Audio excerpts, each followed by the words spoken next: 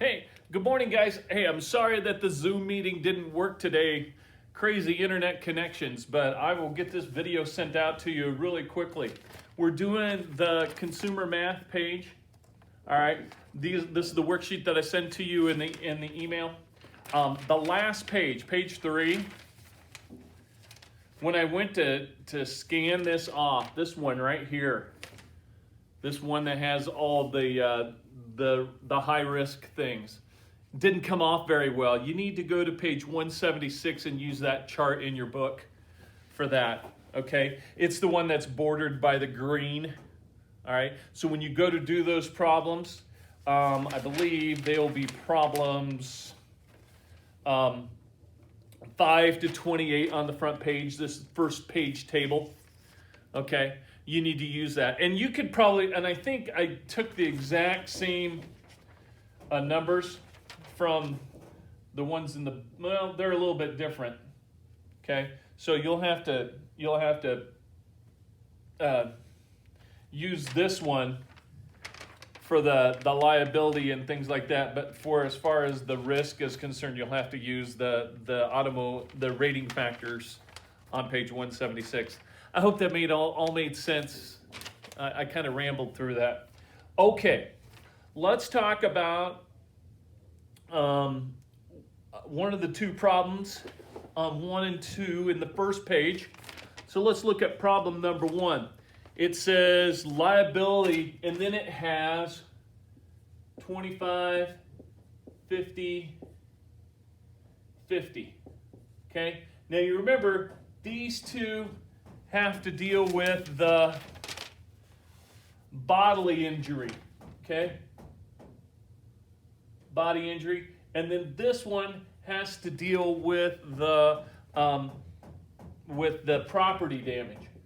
Okay, the damage to a car or whatever happened there. Okay, so when we go to our graph or our table on the third page, you look at the 2550 and find the yearly premium for that one on there. In this one, the 2550 is $146.50. 1 second.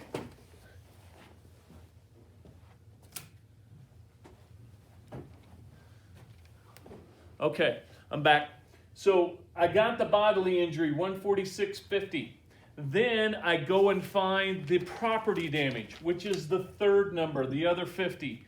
And on ours, the property damage for 50 is $90.20. Okay, so those two need to be added for that. Okay, so we add those two numbers together. Got my calculator, that's what I had to go get. So 146.50 plus 90.20. I got 236.70.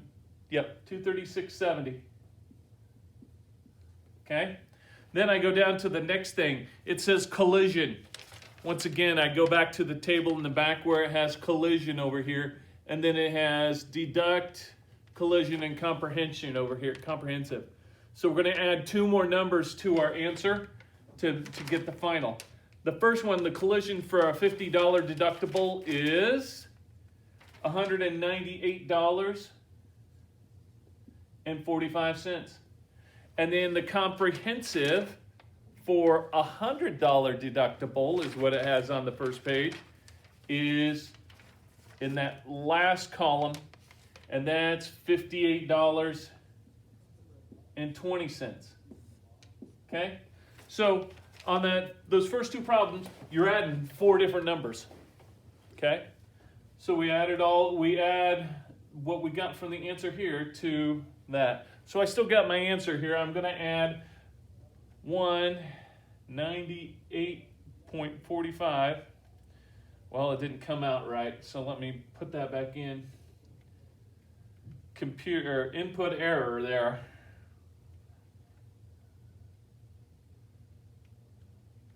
And then I'm going to add the 58.20. Okay, there's my answer for number 1. So I got $493.35. So number 2, you're going to do the same thing. Find out what the body injury part premium is. Find out what the property premium is. Add those two together. This one's the collision. And this one's the comprehensive.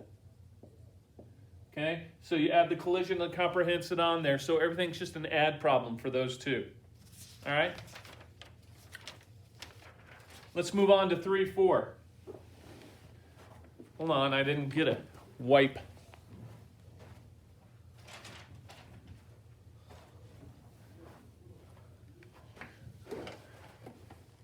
Okay, so on 3-4, it's just basically looking up on the grid. So I'm going to do number 3 on the board here. And it tells us we have unmarried female that is 24 years old and drives her parents' car.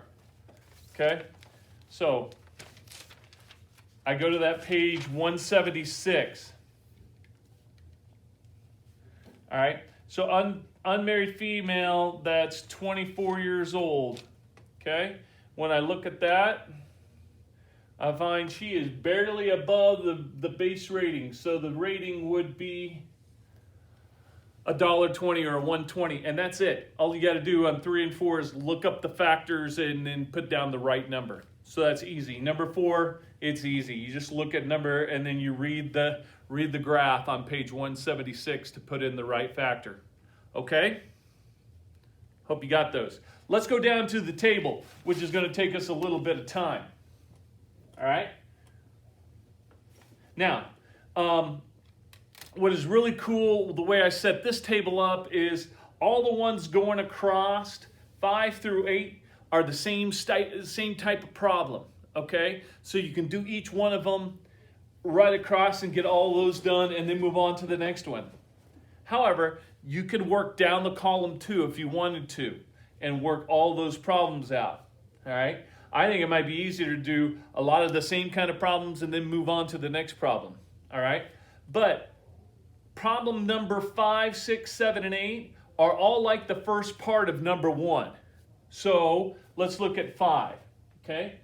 They give us the numbers again, 25/50/25, okay? This time they have only a 25 deductible on the property damage. Remember, these two are the body damage, or the body. This one's the property. Okay, so we look at the body, get your table out again, and remember, use this table in your handout. Don't use the one in the book because they're different. Okay, so for the property and the collision, the body and the property, use this, and the collision and the comprehensive, use this handout because it's different from what's in our book. Okay, all right. So bodily injury, 2550. We already know what that one is. We had it last time, 146.50. Okay, so there's the bodily, and then you do the property, which is 25 this time, so it's a little less. It's only $80.40. And then you add those together. Okay, 5 plus 4 is 9, 6 plus 0 is 6, 4 plus 8 is 12. So, my first answer on problem number 5 would be $226.90. Okay? And that's the way you solve 6, 7, and 8. Just remember, they use different bodily and property numbers when they go to do that for the premiums. So you'll have to check them out and then add those together. Simple enough, all the way across. Now let's move down to the next one. Okay? Then it wants to know what the yearly base premium for a collision deductible is. So you look that up and write it in. It's just a look up, write it in. So this was the answer to number 5. I'm moving down the column so we can do a practice of each different kind, okay? So number 9 is a lookup problem. All I got to do is look up, sorry, they're doing construction, so they're going to be drilling a little bit. We'll get noise background. Okay, so it says for collision, they want to do a $50 deductible.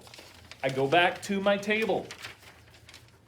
$50 deductible is $198.45. So on these, a lot of them, you're just going to be writing in a number.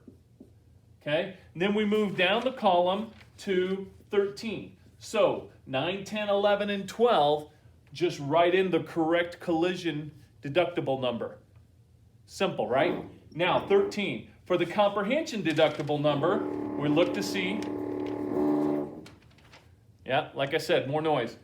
50 on that one also. So I go back, okay, what's the comprehensions for 50? It's $74.60. Okay, so that's 13. 14, 15, and 16 will be just like that. I just got to look in the grid and put the right number in. Okay, not hard there. Next, we go down to problem number 17. Okay. So we're going to take problem 5, 9, and 13 and add them together to get the answer for 17. Okay? So 226.90 plus 198.45 plus 47 or 74.60.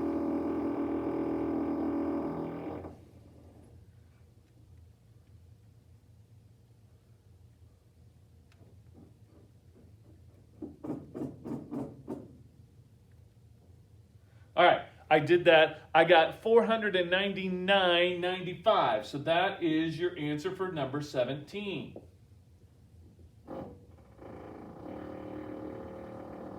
So, to recap, 17, 18, 19, and 20, you'll be adding the 3 columns above together to get that answer.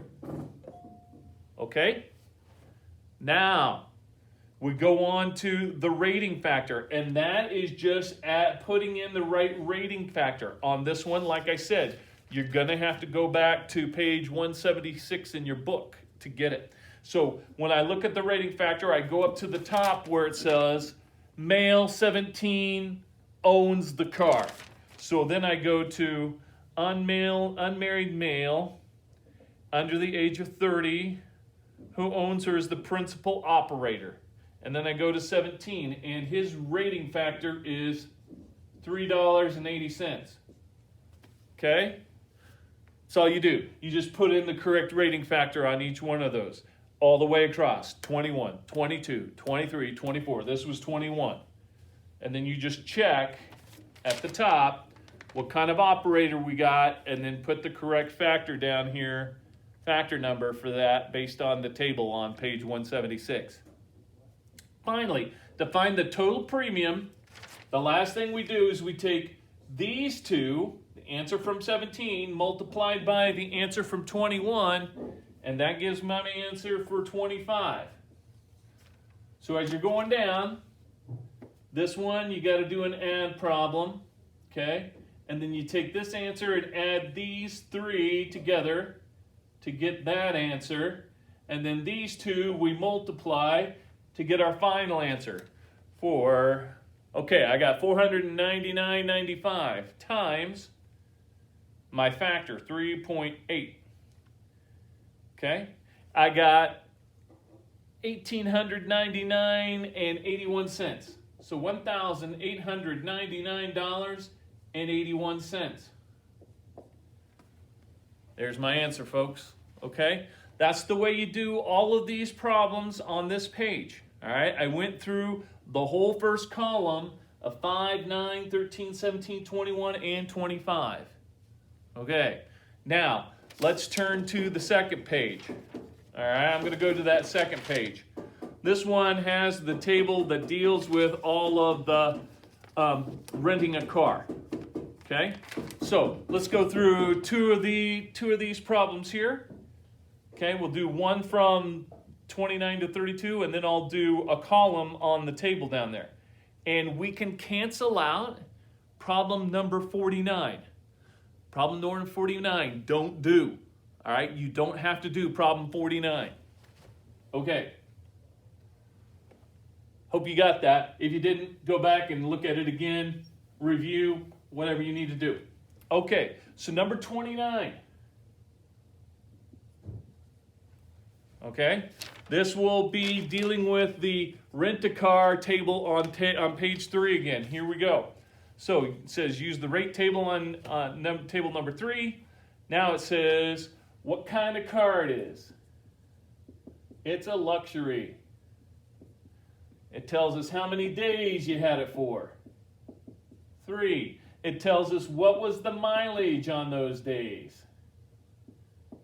It was 565. Okay, so now let's go over here. It says luxury car day rental is $40 per day. So my first step will take 40 times 3 days. Okay, so that's my first step, 40 times 3. Well, I'm sure that's $120.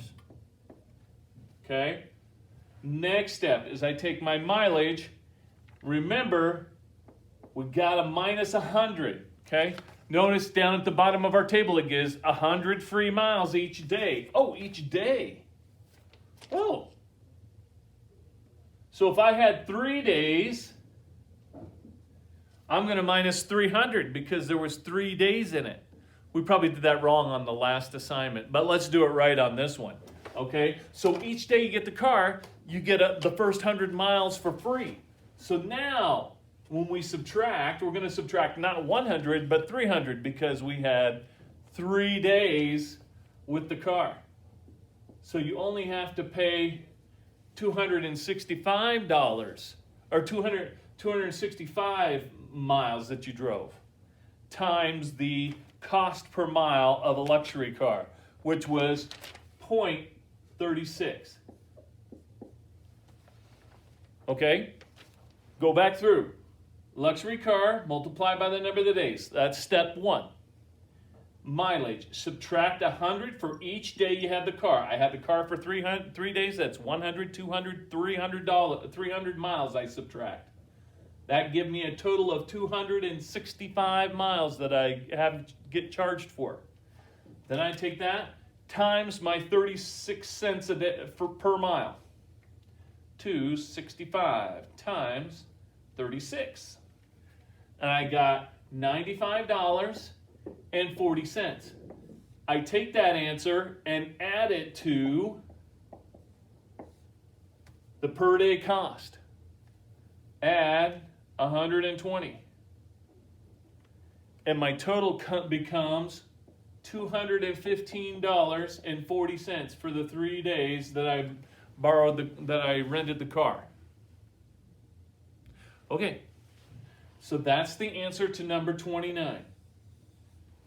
$215.40.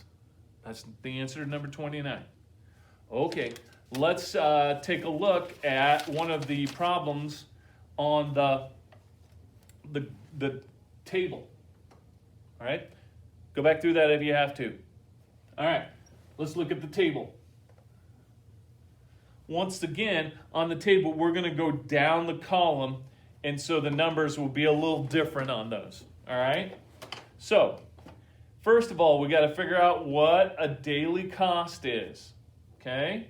So, the daily cost, based on what kind of car you had and how many days you had. Well, you don't have to put how many days you had there. You just have to put in the daily cost. So, on 33, basically, 33, 34, 35, 36, you just have to look up what kind of car you got and then use the table to put the right amount of the daily rate. So the first one is a luxury car. Again, we use that $40 as the daily rate. Okay, that's all you do on that one. Then scooting down, 37. It asks for chargeable mileage. Okay, so now we have to look at the odometer readings, the beginning and the end. Remember how to do this.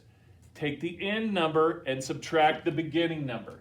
So I'm going to take 6,019 miles and subtract the beginning number, 5,684.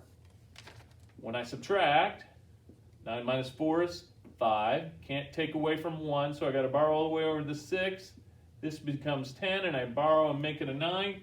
Now I've got 11 minus 8, which is 3. 9 minus 6, which is 3. Okay, so then it gives me the chargeable miles. Now wait, there's one more thing we got to do. We've got to subtract 100 miles per day. If you look at our grid here, the number of days it says is 2. So 2 times 100 would be 200. So we can find out the miles that we can charge for. And that would make 135. So the answer to 37 is 135 miles that are chargeable. Next, 41. Okay? I'll stop. I want to go back through 37. Once again, end miles minus the beginning miles. And then take those minus 100 per day so that we can get the amount of miles that they could charge for. Okay? That's how you step through that. Now, on 41, the mileage charge is this times the cents per mile. Okay? So on the luxury, the cents per mile was 36 cents. So I take 135 times 0.36. 135 times 0.36 cents. And so that gives me the answer of $48.60. Now, don't forget to take this number times the amount of days that you had. That's the daily charge, but if they have it for 2 days, we have to multiply it times 2. So 40 times 2 is 80. Remember, we line up our decimals right here, and then we get our final answer for number 45 by adding the answer to this plus 41. Okay? So 80 plus 48 is $128.60. That's how much money you owe for the total cost. Okay? The one key that you got to watch out for, yeah, you put the daily cost down, but don't forget to go back in and multiply it by the number of days. Notice on the next column, the number of days is 5. The next column, the number of days is 4. And if you want to put this, like on number 34, let's look at 34. Okay? On number 34, they're doing a mid-size. So when we look at mid-size, it's $35 a day. If you want to put that $35, and then to help you remember, put the times the number of days there, do that. Okay? So there's your answer for 34. Okay? And if you keep going across, 35 would be, let's just do these.